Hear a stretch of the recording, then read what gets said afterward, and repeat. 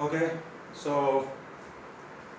ચોથું ચેપ્ટર આપણે સ્ટાર્ટ કર્યું છે મેગ્નેટિઝમ, અને એમાં આપણે આગળના લેક્ચર્સમાં ચુંબકીય ક્ષેત્ર વિશે પ્રાથમિક ખ્યાલ મેળવી ગયા, અને ત્યારબાદ આપણે જોઈ ગયા કે વિદ્યુત ભારને જ્યારે ચુંબકીય ક્ષેત્રમાં દાખલ કરવામાં આવે તો એનો માર્ગ જે ખરો તે કેવા આકારનો રહેશે એ આપણે આગળના લેક્ચરમાં જોઈ ગયા.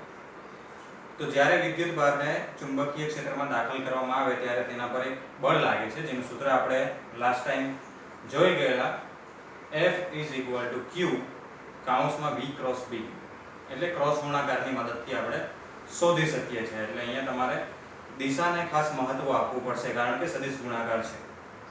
તો આજનો લેક્ચર રહેશે એ આપણે જે બળ વિશે વાત કરી ગયેલા તેના એક્ઝામ્પલ રિલેટેડ. એટલે આપણે આજે આ ગયા લેક્ચરના એક્ઝામ્પલ્સની વાત કરશું. એટલે તમારી પાસે આગળના લેક્ચરનો કન્ટેન્ટ જે ખરું તે વ્યવસ્થિત રીડ કરેલું હોવું જોઈએ અને સાથે સાથે તૈયાર હોવું જોઈએ, જેથી તમને કઈ કન્સેપ્ટ અહીંયા એવું લાગે કે ભાઈ આ એક્ઝામ્પલમાં કયો કન્સેપ્ટ યુઝ થાય એમ છે, તો તમે પાછળથી નોટબુકમાં જોઈ શકો. એટલે આજનો લેક્ચર જોતા પહેલા તમે ગયા લેક્ચરની નોટબુક રેડી રાખજો.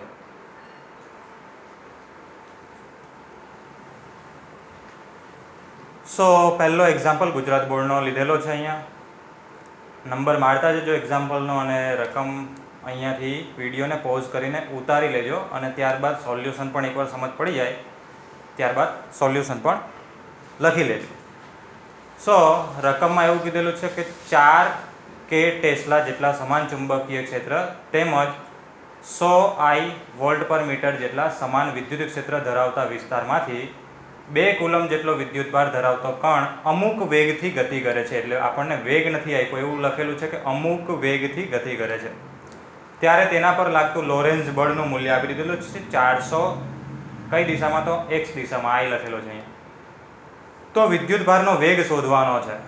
ઓકે, સો રકમ પર ફોકસ રાખીએ તો આપણને ચુંબકીય ક્ષેત્ર આપેલું છે, આ રહ્યું 4K. K મિનિંગ થાય કઈ દિશામાં છે, z અક્ષ પર છે, અને એનું મૂલ્ય કેટલું છે 4 ટેસ્લા જેટલું z દિશામાં સમાન ચુંબકીય ક્ષેત્ર છે. બીજું વિદ્યુત ક્ષેત્ર પણ હાજર છે. જો અહીંયા કેટલા વોલ્ટ પર મીટર, તો 100 વોલ્ટ પર મીટર, અને કઈ દિશામાં છે તો x દિશામાં છે. એટલે ચુંબકીય ક્ષેત્ર પણ છે, વિદ્યુત ક્ષેત્ર પણ છે, અને એમાં આપણે કેટલા કુલમ વિદ્યુત ભાર, 2 કુલમ જેટલો વિદ્યુત ભાર અમુક વેગથી મોકલીએ છીએ. તો તેના પર પરિણામી બળ લાગશે તે આપણે ગઈકાલના લેક્ચરમાં ચર્ચા કરી ગયેલા હતા કે લોરેન્ઝ બળ લાગે, અને એનું મૂલ્ય આપણને આપી દીધેલું છે. સો તમારી પાસે રકમમાં બધી વેલ્યુ છે. આગળને આપણા જે નોટ્સ ખરી એમાંથી લોરેન્ઝ બળનું સૂત્ર જોવું, જ્યારે વિદ્યુત ક્ષેત્ર અને ચુંબકીય ક્ષેત્ર બંને ક્ષેત્ર હાજર હોય તો પરિણામી બળ કેટલું થાય, તો Q કૌંસમાં E + V × B જેટલું થાય. આમાં કિંમતો મૂકવાની છે. તો બળ કેટલું લાગે છે, તો આ રહ્યું લોરેન્ઝ બળનું મૂલ્ય અહીંયા આપ્યું છે 400 I. વિદ્યુત ભાર 2 કુલમ, વિદ્યુત ક્ષેત્ર 100 I, અને વેગ નથી ખબર. ચુંબકીય ક્ષેત્ર આ રહ્યું 4K ટેસ્લા. સો આ તમે વેલ્યુ મૂકી છે. હવે 2 ને ડાબી બાજુ લઈ જાઓ તો 400/2 કરો એટલે 200 આવે. આવું મેથેમેટિક્સ તો તમને આવડે. જમણી બાજુ શું રહી જાય, તો આ જે બાકીનો કાઉન્સ છે તે રહી જાય, એટલે 100I + V × 4K. ચાલો હવે આ સરવાળામાંથી 100I ને ડાબી બાજુ લઈ જાઓ. આ પણ x દિશામાં છે, આ પણ x દિશામાં છે, તો 200I માંથી 100I જાય તો કેટલા આવે, 100I = V × 4K. હવે અહીંયા ક્રોસ ગુણાકાર છે, આ પદને ખાસ જોજો, અહીંયા ક્રોસ ગુણાકાર છે. પહેલા V છે, પછી આ ચુંબકીય ક્ષેત્ર છે જે કઈ દિશામાં છે, z દિશામાં, એટલે કે K, અને પરિણામી તમને જે જવાબ મળે છે તે કઈ દિશામાં છે, x દિશામાં છે. એટલે અહીંયા તમારે ક્રોસ ગુણાકાર યાદ કરવા પડશે કે અહીંયા શું હોય, ક્રોસ K કરો તો I આવે. એટલે શું બની શકે, તો પેલું IJK વાળું યાદ રાખો, 2 વાર તમને શીખવાડેલું હતું 11મા ધોરણમાં, IJK લખવાનું, I × J કરો તો K, J × K કરો તો I, અને K × I કરો તો J. તો અહીંયા I છે, અહીંયા K છે, અહીંયા શું હોવો જોઈએ, J. હવે સમજી લઈએ, અહીંયા J હોય તો J × K ક્રમમાં આવે ને, J પછી K આવે તો બરાબર છે I. જો અહીંયા માઈનસ હતે તો અહીંયા J પણ માઈનસ આવતે, એટલે -VJ લખવું પડતે આપણે, જો અહીંયા ઋણ હતે તો. પણ આપણે સીધા ચાલીએ તો J × K = I, તો સમીકરણ આપણું બરાબર જ છે. એટલે અહીંયા મેં ક્વેશ્ચન માર્ક દોરેલું છે કે અહીંયા આપણે દિશા શોધવાની છે કે વેગની દિશા કઈ આવે, તો વેગ હશે જે દિશામાં, એટલે કે y દિશામાં હોવો જોઈએ. એટલે આપણને અહીંયાથી દિશા મળી ગઈ. આપણે વેગનું મૂલ્ય શોધવાનું છે, સાથે સાથે દિશાની વાત કરીએ તો વેગની દિશા કઈ આવી? y દિશામાં. ઓકે, હવે દિશા મળી ગઈ. તો j ક્રોસ k એટલે i થઈ ગયું, v ગુણ્યા 4 એટલે 4v. સો પદ બન્યું આપણું 100i = 4vi. બંને બાજુથી i કેન્સલ કરો અને v ને સૂત્રનો કરતા બનાવો તો 4 પહેલી બાજુ લઈ જાઓ તો 100 ભાગ્યા 4 કરશો એટલે 25 આવશે. અને આપણે દિશા તો પહેલાથી જ નક્કી કરી છે, કઈ દિશામાં છે? y દિશામાં છે, એટલે j મૂકેલો છે. એટલે આપણને વેગ મળી ગયો, આપણા વિદ્યુતભારનો વેગ હશે 25j. ઓકે, સો આ ગુજરાત બોર્ડનો એક્ઝામ્પલ છે, ઈઝી એક્ઝામ્પલ છે. લોરેન્ઝ બળનું સૂત્ર આવડતું હોય અને ક્રોસ ગુણાકાર આવડતો હોય તો તમને આવડશે. હવે જરૂરી નથી કે તમને જી નીટની પરીક્ષામાં પૂછાય તો આ જ પ્રમાણે બેઠો એક્ઝામ્પલ પૂછાય. સપોઝ કે અહીંયા વેગ આપી દેવામાં આવે અને ચુંબકીય ક્ષેત્ર પૂછવામાં આવે, અહીંયા એવું લખી દે કે કેટલાક મૂલ્યના સમાન ચુંબકીય ક્ષેત્રમાં, પછી આખી રકમ આપે અને વેગ પણ આપી દે કે ભાઈ કેટલો છે, તો 25j દિશામાં છે એવું આપી દે. તો તમારે શું શોધવાનું આવે? આ ચુંબકીય ક્ષેત્ર. એ પણ આ જ રીતે શોધાય. અહીંયા મેં ક્વેશ્ચન માર્ક મૂકેલો છે, એની જગ્યાએ તમારે દિશા અહીંયા શોધવી પડશે. અને આ 25 અહીંયા હશે તો 25 પહેલી બાજુ લઈ જાઓ તો 100 ભાગ્યા 25 કરશો તો જવાબ 4 આવશે. ઓકે, એટલે આ કોમ્બિનેશનમાં તમને કોઈ પણ એક પેરામીટર નહીં આપે. અહીંયા વેગ નથી આપ્યો, કદાચ ચુંબકીય ક્ષેત્ર ના આપે, ક્યારેક વિદ્યુત ક્ષેત્ર ના આપે, ક્યારેક વિદ્યુતભાર ના આપે, ક્યારેક બળ ના આપે. તો તમને બધી કિંમતો મૂકીને શોધતા આવડવું જોઈએ. એટલે કોઈ પણ એક વસ્તુ શોધવાનું કહી શકે આવા એક્ઝામ્પલમાં. ચાલો નેક્સ્ટ એક્ઝામ્પલ તરફ જઈએ. જો કોઈ વિદ્યુતભાર ધન y અક્ષની દિશામાં દિશામાં રહેલા ચુંબકીય ક્ષેત્રમાં ધન x અક્ષની દિશામાં ગતિ કરતો હોય તો તેના પર લાગતા બળની દિશા આપો. એટલે આમાં તો માત્ર દિશા જ કહેવાની છે આપણે. તો રકમ પરથી આપણે નોટ ડાઉન કરીએ કે શું શું આપ્યું છે આપણને. તો y દિશામાં શું છે? ચુંબકીય ક્ષેત્ર. અને એમાં ગતિ કઈ દિશામાં થાય છે? તો ધન x અક્ષની દિશામાં થાય છે. એટલે આ અહીંયાથી નોટ ડાઉન કરજો તમે મિત્રો. ચુંબકીય ક્ષેત્ર B કઈ દિશામાં થયું? y અક્ષની દિશામાં, એટલે કે j.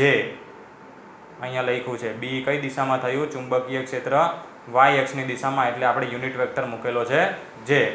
અને વેગ આ ગતિ કરતો હોય લખેલું છે. જો ચુંબકીય ક્ષેત્રમાં ધન x અક્ષની દિશામાં ગતિ કરે એટલે ગતિ કઈ દિશામાં થાય છે? ધન x અક્ષ પર. એટલે વેગ એનો આવ્યો કઈ દિશામાં? ધન x અક્ષની દિશામાં, એટલે આપણે યુનિટ વેક્ટર લખેલો છે i કેપ. તો તમારે શું શોધવાનું છે? બળની દિશા. હવે અહીંયા રકમમાં ચોખવટ નથી કરી કે વિદ્યુતભાર જે ખરો તે ધન છે કે ઋણ. એટલે મેં શું કર્યું? પહેલાં ધન વિદ્યુતભાર માટે શોધી આપ્યું ને પછી ઋણ વિદ્યુતભાર માટે શોધી આપ્યું. અહીંયા વિદ્યુત ક્ષેત્ર હાજર નથી એટલે માત્ર ચુંબકીય બળનું સૂત્ર આપણે જે જોઈ ગયેલા તે જ આવશે. F = q v × b. લોરેન્ઝ બળ ક્યારે આવે? જ્યારે વિદ્યુત ક્ષેત્ર હાજર હોય તો. એટલે અહીંયા ચુંબકીય ક્ષેત્રનું સૂત્ર આપણી પાસે છે જ, તેમાં વેલ્યુ મૂકો. ધન વિદ્યુતભાર માટે પોઝિટિવ. આ તો તમે પહેલાં સમજી ચૂક્યા કે વેગ x દિશામાં, ચુંબકીય ક્ષેત્ર કઈ દિશામાં? j દિશામાં. તો I × j = k આવે. I × j = k. એટલે એ I × j બરાબર k થઈ ગયો. તો બાકી શું વધ્યું? q v b. તો એ q v b. તો આપણને પરિણામી બળ મળ્યું કઈ દિશામાં? તો પોઝિટિવ આ z ડાયરેક્શન. કે યુનિટ વેક્ટર કઈ દિશામાં આવે? z ડાયરેક્શનમાં આવે. એટલે આપણને પરિણામી બળ પોઝિટિવ z ડાયરેક્શનમાં મળે. ઋણ વિદ્યુતભાર માટે સૂત્ર આનું આ જ, પણ આગળ નેગેટિવ આવશે અહીંયા. અને અહીંયા આગળ નેગેટિવ આવશે એટલે અહીંયા પણ આગળ નેગેટિવ આવશે. એટલે અહીંયા -z દિશામાં. ઓકે, સો ઈઝી એક્ઝામ્પલ તો માત્ર દિશા આપણે કહેવાની છે. ધન વિદ્યુતભાર લેવ તો ધન z દિશામાં અને ઋણ વિદ્યુતભાર લેવ તો -z દિશામાં બળ લાગતું હશે. નોટ કરી લેજો. નેક્સ્ટ એક્ઝામ્પલ પર જતા રહીએ આપણે.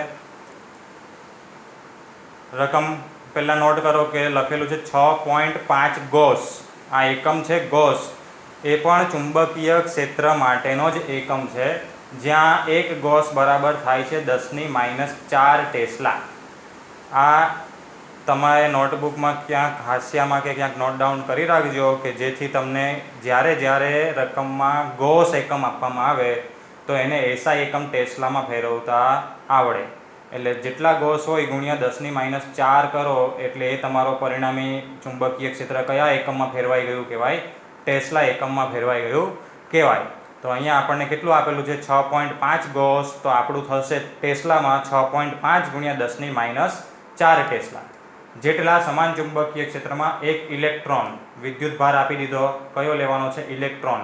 ને કેટલા વેગથી, તો 4.8 × 10⁶ મીટર પર સેકન્ડ જેટલા વેગથી કઈ રીતે ક્ષેત્રને લંબરૂપે ગતિ કરાવવામાં આવે છે. એટલે ખૂણો આપી દીધેલો છે, તો તેનો ગતિમાર્ગ કેવો હશે તે ચર્ચા કરી ગતિમાર્ગની ત્રિજ્યા શોધો. બહુ ઇઝી એક્ઝામ્પલ છે. તમે જો ગઈકાલનો લેક્ચર વ્યવસ્થિત રીતે સમજેલા હશો તો આ જોઈને જ કહી દેશો કે જ્યારે વેગ એ ચુંબકીય ક્ષેત્રને લંબરૂપે હોય તો પરિણામી બળ પણ લંબ દિશામાં જ લાગે, અને જેથી કરીને ગતિમાર્ગ કેવો આવે, વર્તુળાકાર જ રહેશે. અહીંયા આપણો વેગ અને ચુંબકીય ક્ષેત્ર બંને પરસ્પર કેવા છે, લંબ છે, એટલે ઇલેક્ટ્રોનનો ગતિમાર્ગ વર્તુળાકાર રહેશે. જો આ મુદ્દો સમજાતો ના હોય તો આગળનો લેક્ચર ફરી પાછો રિવિઝન કરી લેવો, જેમાં આપણે આ ડિટેલમાં ચર્ચા કરેલી હતી. અને તમારે મને શું શેર કરવાનું છે, તો આપણે 11મા ધોરણમાં વર્તુળાકાર ગતિવાળો જે કન્સેપ્ટ હતા તે તમારે મને શેર કરવાનો છે એવું કીધેલું હતું. ઓકે, આગળ જઈએ. એટલે એક વસ્તુ શોધી લીધી આપણે, ગતિમાર્ગ કેવો રહેશે, તો વર્તુળાકાર રહેશે. હવે બીજું શું, ગતિમાર્ગની ત્રિજ્યા શોધવાની છે. તો આ જે છે તે આપણું કયું બળ હશે, કેન્દ્રગામી બળ હશે. એટલે આપણે લખીએ કેન્દ્રગામી બળનું સૂત્ર mv²/r ઇઝ ઇક્વલ ટુ, અહીંયા QVB sin 90 આવશે. sin 90 બરાબર 1 થઈ ગયું છે એટલે QVB થશે.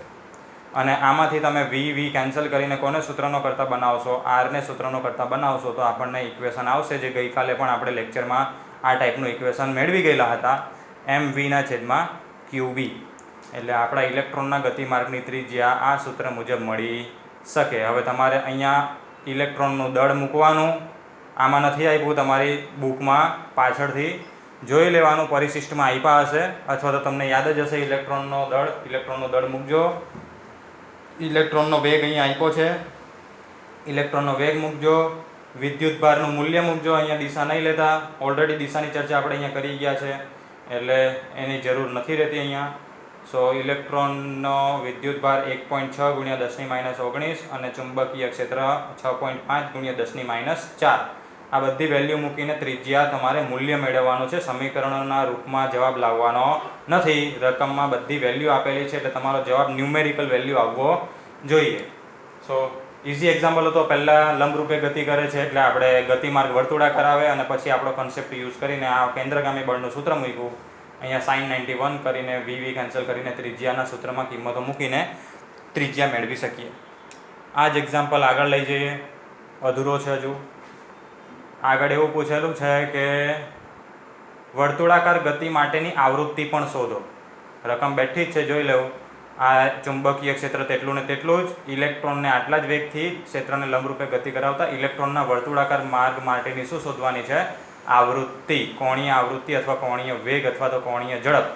શું તે વેગ પર આધારિત છે કે નહીં તે પણ કહેવાનું છે. તો પહેલાં આપણે કોણીય આવૃત્તિ શોધીએ.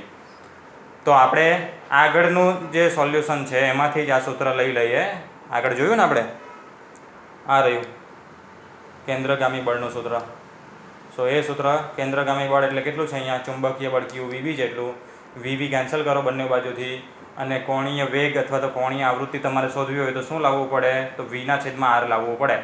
સો V/R અહીંયાથી આવી જશે, M ડાબી બાજુ જશે, સોરી જમણી બાજુ. સો QB/ME. આ આપણે વળી પાછા બીજી વાર જોઈએ છે.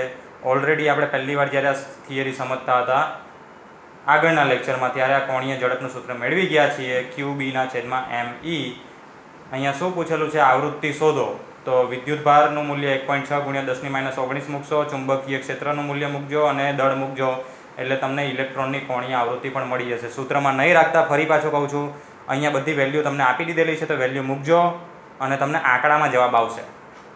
તો આવૃત્તિ શોધાઈ જાય. શું તે વેગ પર આધારિત છે, તો તમને આ સૂત્રમાં કશે વેગ દેખાય છે? ના, વિદ્યુતભાર છે, ચુંબકીય ક્ષેત્ર છે ને દળ છે, એટલે વેગ પર આધારિત નથી. એટલે આના જવાબમાં તમારે લખવાનું કે કોણીય આવૃત્તિ વેગ પર આધાર રાખતી નથી. આ સ્લાઇડમાં, બંને સ્લાઇડમાં મેં શું બાકી રાખ્યું છે, તો ખાલી કિંમત મૂકીને જવાબ લાવવાનો, કેલ્ક્યુલેટરનું કામ તમારા માટે બાકી રાખ્યું છે, એટલું તમને આવડશે જ. સો કરજો જાતે. આગળ જઈએ. નેક્સ્ટ એક્ઝામ્પલ છે 2 કિલોવોલ્ટ ના વિદ્યુત સ્થિતિમાન હેઠળ પ્રવેગિત કરેલા ઇલેક્ટ્રોનને કેટલા 0.15 ટેસ્લા જેટલા સમાન ચુંબકીય ક્ષેત્રની દિશામાં જ ગતિ કરાવતા તેનો ગતિમાર્ગ કેવો હશે. એટલે આપણે લગભગ આ રકમ આખી જોવાની કોઈ જરૂર નથી, માત્ર ગતિમાર્ગ પૂછ્યો છે અને શું કીધેલું છે, ગતિ કઈ દિશામાં કરાવવાની છે? તો ચુંબકીય ક્ષેત્રની દિશામાં જ. એટલે ખૂણો કેટલો બનશે? 0. ખૂણો 0 બને એટલે sin 0 0 થાય, એટલે બળ જ ના લાગે, અને બળ જ ના લાગતું હોય તો એની ગતિમાં કોઈ ફેરફાર થાય નહીં. એટલે આમ ઇલેક્ટ્રોન પર બળ ન લાગતું હોવાથી તે વિચલિત થયા વગર ગતિ કરશે.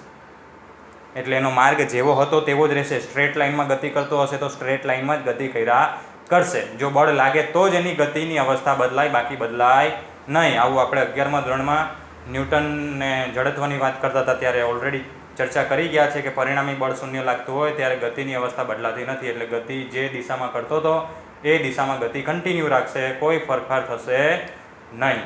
તો તમારે આટલું જ કહેવાનું હતું. નોટ ડાઉન કરી લેજો. આ જ એક્ઝામ્પલમાં બીજા પણ પ્રશ્ન પૂછેલા છે, એટલે નેક્સ્ટ સ્લાઇડમાં આ જ પ્રશ્ન પાછો રિપીટ થશે. જો પ્રશ્ન એ જ છે, સેમ ટુ સેમ 2 કિલોવોલ્ટના વિદ્યુત સ્થિતિમાન હેઠળ પ્રવેગિત કરેલ એક ઇલેક્ટ્રોનને આટલા ચુંબકીય ક્ષેત્રમાં હવે કઈ દિશામાં? લંબ દિશામાં ગતિ કરાવતા તેના માર્ગની ત્રિજ્યા શોધો. એટલે તમે જાતે પણ કરી શકો હવે તો, કે આવા એક્ઝામ્પલ તો કેટલી વાર આવવાના. લંબ દિશામાં છે એટલે વર્તુળાકાર માર્ગ હશે. મારે ફરી પાછું રિવિઝન કરવાની કોઈ જરૂર નથી. તમને ખ્યાલ જ છે કે લંબરૂપે ગતિ કરે ત્યારે ગતિમાર્ગ કેવો આવે? વર્તુળાકાર આવે. અને તમારે શું શોધવાનું છે? તો વર્તુળાકાર માર્ગની ત્રિજ્યા શોધવાની છે. એટલે ત્રિજ્યા શોધવા માટે તમે આગળના કન્સેપ્ટ પ્રમાણે પેલું સૂત્ર જે ખરું ને આપણું, આ યાદ આવી ગયું હશે તમને. કેન્દ્રગામી બળ બરાબર QVB વાપરીને VV કેન્સલ કરીને આપણે આરનું સૂત્ર આ લગભગ ત્રીજી ચોથી વાર જોઈએ છે. આ સૂત્રમાં આપણને શું શું મૂકવાની જરૂર પડશે ત્રિજ્યા શોધવા માટે? તો દળ, ઇલેક્ટ્રોનનું જે ખબર હોય, વેગ કદાચ નથી આપ્યો રકમમાં, વિદ્યુતભાર તો ખબર જ હોય, અને ચુંબકીય ક્ષેત્ર આપ્યું છે. ફરી પાછી રકમ નોંધી લેવું, જોઈ લેવું. શું આપ્યું છે? તો ચુંબકીય ક્ષેત્ર આપ્યું છે, પણ ઇલેક્ટ્રોનનો વેગ નથી આપ્યો. ખાલી એવું લખેલું છે કે 2 કિલોવોલ્ટના વિદ્યુત સ્થિતિમાન હેઠળ પ્રવેગિત કરવામાં આવે છે. એટલે આપણને વિદ્યુત સ્થિતિમાન આપેલું છે, વેગ આપેલો નથી. એટલે ભૂલ ના કરતા, એક્ઝામમાં પૂછાય તો પણ આને વેગ સમજીને ડાયરેક્ટ કિંમતો ના મૂકતા. તમારે આ સૂત્રમાં વેગ મૂકવા માટે થઈને પહેલાં એને શોધવો પડશે. કઈ રીતે શોધશું? તો તમને આ સૂત્ર યાદ જ હશે. ઇલેક્ટ્રોન પ્રવેગિત થાય છે એટલે ગતિમાં આવે છે. તો ગતિમાં આવે એટલે કઈ ઉર્જા હોય એની પાસે? ગતિ ઉર્જા હોય. એટલે આપણે ગતિ ઉર્જાનું સૂત્ર લખ્યું 1/2 mv². એ ઉર્જા એને ક્યાંથી મળે છે? તો આ વોલ્ટેજ આપેલા છે ને આપણે વિદ્યુત સ્થિતિમાનનો તફાવત, ત્યાંથી મળે છે. તો વિદ્યુત સ્થિતિમાન માટેની ઉર્જાનું સૂત્ર તમને આવડતું હશે. આપણે બીજા ચેપ્ટરમાં જોઈ ગયેલા U બરાબર QV વાળું, યાદ છે? આ ગતિ ઉર્જા એ આ સ્થિતિમાનને કારણે મળતી સ્થિતિ ઉર્જા સ્વરૂપે મળશે. એટલે આપણે સૂત્ર લખેલું છે 1/2 mv² બરાબર QV. આ કેપિટલ V વિદ્યુત સ્થિતિમાનનો છે અને આ સ્મોલ v વેગનો છે. બંને બાજુથી કેન્સલ કરવાની ભૂલ ના કરતા, ધ્યાન રાખજો.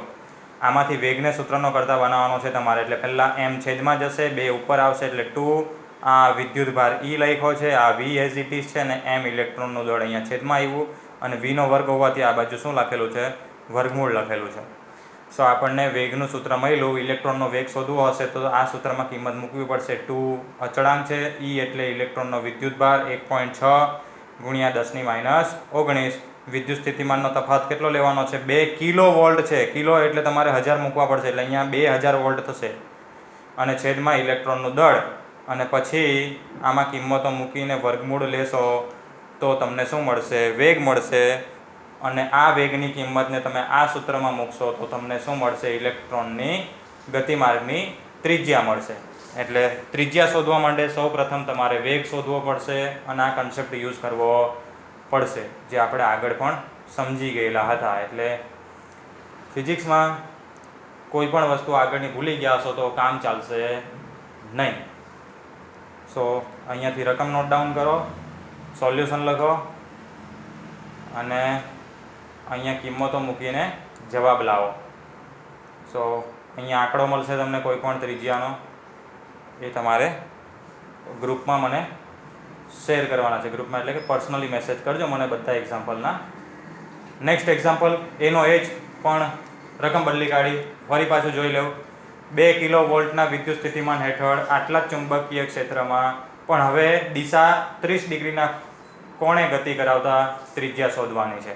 એટલે તમે સમજો, આ એકનો એક જ એક્ઝામ્પલ છે. પહેલાં ક્ષેત્રની દિશામાં જ ગતિ કરાવી એટલે ખૂણો 0, પછી ક્ષેત્રની લંબ દિશામાં એટલે ખૂણો 90, sin 91 થઈ ગયેલો, અને વર્તુળાકાર માર્ગ આવે. હવે આપણે આ એક્ઝામ્પલમાં 30 ડિગ્રીનો ખૂણો લીધો છે. ચાલો 30 ડિગ્રીનો ખૂણો લઈએ અને વર્તુળાકાર માર્ગની ત્રિજ્યા શોધવાની છે, એટલે આપણે માત્ર વર્તુળાકાર ગતિને ધ્યાનમાં રાખશું. અને વર્તુળાકાર ગતિને ધ્યાનમાં રાખીએ એટલે પહેલાં બળનું સૂત્ર લખીએ. આ બળ જે છે તે કયું બળ છે? કેન્દ્રગામી બળ છે. એટલે બળનું સૂત્ર લખ્યું આપણે mv²/r. આ બાજુ ક્રોસ ગુણાકારમાં સાઇન આપણને આપી દીધેલો છે, sin 30 થશે. sin 30 = 1/2 મૂકો અને કોને સૂત્રનો કરતા બનાવો? r ને. અને આમાં બધી કિંમતો મૂકવાની. હવે વળી પાછું આમાં પણ જો તમારે વેગ શોધવો જ પડશે, અને વેગ તમે ઓલરેડી આ એક્ઝામ્પલમાં આગળના એક્ઝામ્પલમાં શોધી ગયા છો અહીંયા. એટલે રકમ એકની એક જ છે, એના 3 ભાગ છે. તો અહીંયા તમે એકવાર વેગ શોધ્યો હોય અને આમાં મૂકજો પહેલાં, અને પછી આ એક્ઝામ્પલમાં પણ એ જ વેગ મૂકજો અને જવાબ લાવજો અહીંયા ત્રિજ્યા કેટલી બને તે. સમજાય છે? સો અહીંયાથી એક્ઝામ્પલ ઉતારી લેજો અને જવાબ લાવજો.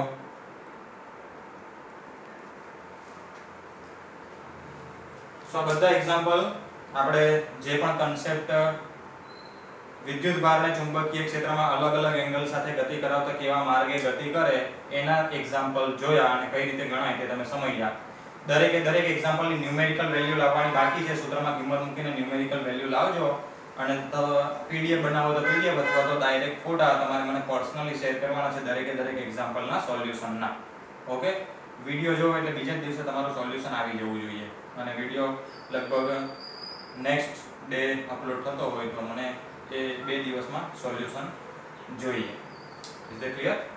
સો આ માત્ર એક્ઝામ્પલ હતા જે આપણે આગળના કન્સેપ્ટ મુજબ જોયા. હવે મેં તમને કીધેલું તે મુજબ નેક્સ્ટ લેક્ચરમાં આપણે આની એપ્લિકેશન્સ જોઈશું કે ભાઈ આપણે જે વર્તુળાકાર માર્ગે ગતિ કરે છે અથવા તો હેલિકલ માર્ગે ગતિ કરે છે એ રિયલમાં કઈ કઈ જગ્યાએ ઉપયોગમાં લેવાતી હોય છે. પણ એ કન્સેપ્ટને સમજવા માટે તમારા આગળના કન્સેપ્ટ ક્લિયર હોવા જોઈએ. એટલે મેં તમને ત્યારે પણ કીધેલું હતું કે આપણો જે આગળનો લેક્ચર હતો એ ધ્યાનથી સમજો. ત્યારબાદ આપણે એક્ઝામ્પલ પણ જોયા એટલે તમને થોડોક આઈડિયા ખુલ્લો હશે મગજમાં. તો હવે આપણે નેક્સ્ટ લેક્ચર પર જઈશું ત્યારે તકલીફ ઓછી પડશે તમને. ઓકે.